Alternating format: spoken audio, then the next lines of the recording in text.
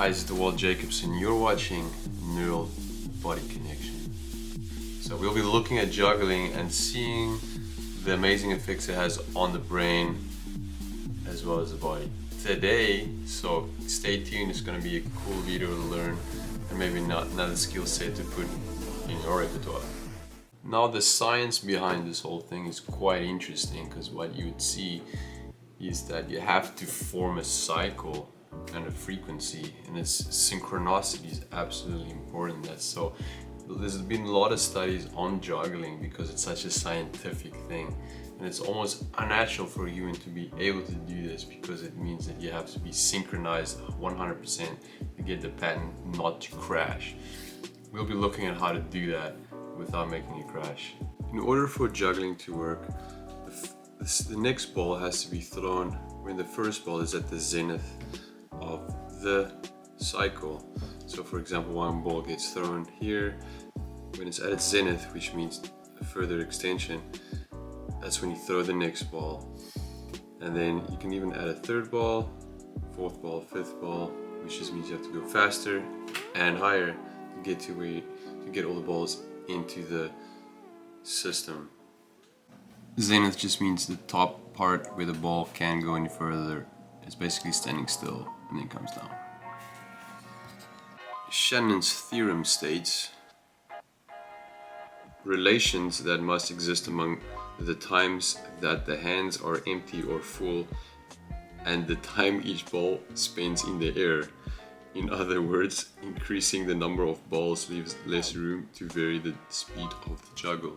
So what that means is that you have to understand the relationship between when you leave it, how long it's going to be in the air, and when it lands. The more balls, the quicker that happens, the quicker you have to move, the higher you have to throw. Alright. In order to get a frequency, which is simply a cycle per whatever, for example, per second, per minute, per hour, I use a metronome, which will represent the speed at which we're going at.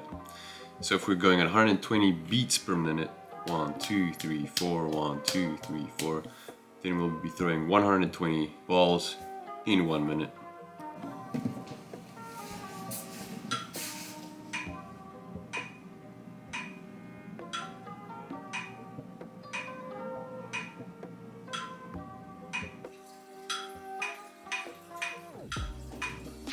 So right now I'm juggling at half speed.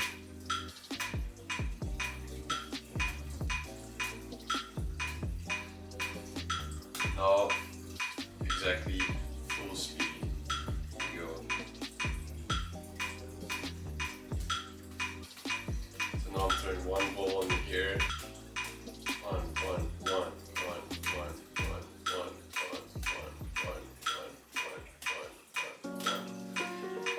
Now we'll do 3 balls. So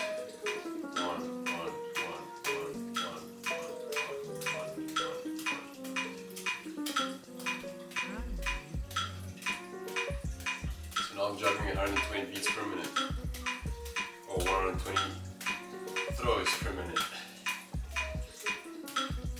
I gotta keep that thing going. Let's try 4. 4. So with 4, you have to do a double time. So here we go. 1, 2, 3, 4. 1, 2, 3, 5. 1, 2, 3, 4. 1, 2, 3, 4. We're gonna slow down it, so you can't juggle that fast. Let's try 98 beats per minute. 1, 2, 3, 4. 1, 2, 3, 4. 1, 2, 3, 4. 1, 2, 3. There you go. One more try. 1, 2, 3, 4. 1, 2, 3, 4. 1, 2, 3, 4. 1, 2, 3, 4. 1, 2, 3, 4. 1, 2, 3, 4. 1. It's a little bit out of beat, but that's the main idea. Okay, so now that we've figured out the beats per minute on a metronome, we're going to use a song to do it, and it's a bit more fun because there's more variation.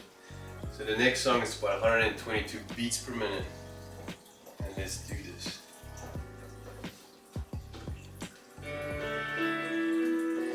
this song is at about 120 beats per minute.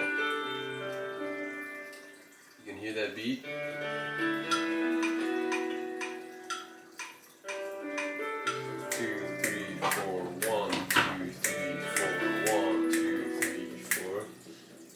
So with 2 balls, here we go. 1, 2, 3, 4, 1, 2, 3, 4, 1, 2, 3, 4, 1.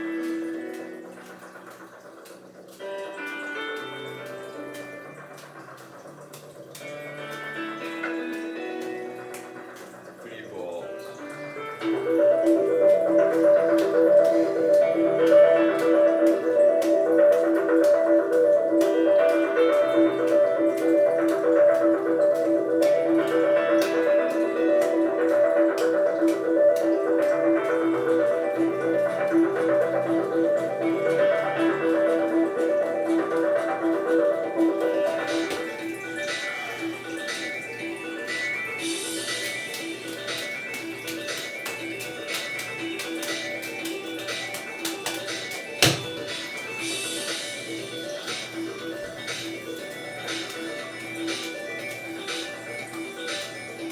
So juggling is a transferable skill to sports, to music.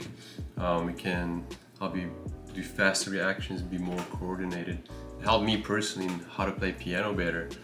It did something to my brain so that I was able to use my left and right hand on the piano and be a bit more coordinated. So there are definitely other effects that it helps with, not just the skill in itself. It's definitely transferable.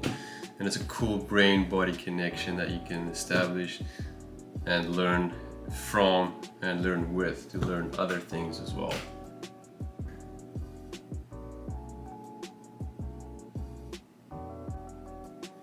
Okay, so these are the balls that I currently use. The right's slightly heavier than the left. I started with the left, and then I realized that it's slightly easier to juggle with these heavier ones. A bit more full and rounded, so more accurate. You can go up to 11 balls if you're really, really good. But you know, it takes lots of training. Even learning how to do. I don't think there's a limit to how many balls you can do. You can probably do up to 20 if you're superhuman. But I'm working on my 5 ball. So I was able to do a few so far, but it's definitely a challenge. Okay guys, so juggling is a really cool skill to learn. As you can tell, I use music when I juggle. I prefer it because I'm actually a drummer. I've been playing since I was a kid, so I added music to it just to make it more fun and to help me get more synced up, and actually it has helped with that. So I encourage you to use music when you can as well. So that way you don't only develop hand-eye coordination, but you develop hand-eye-ear coordination. So that's a really cool 3-dimensional skill that you can learn, which is definitely compatible with other skills in life. And I'm pretty sure that the amount of neural connections that you make doing this skill is ridiculous.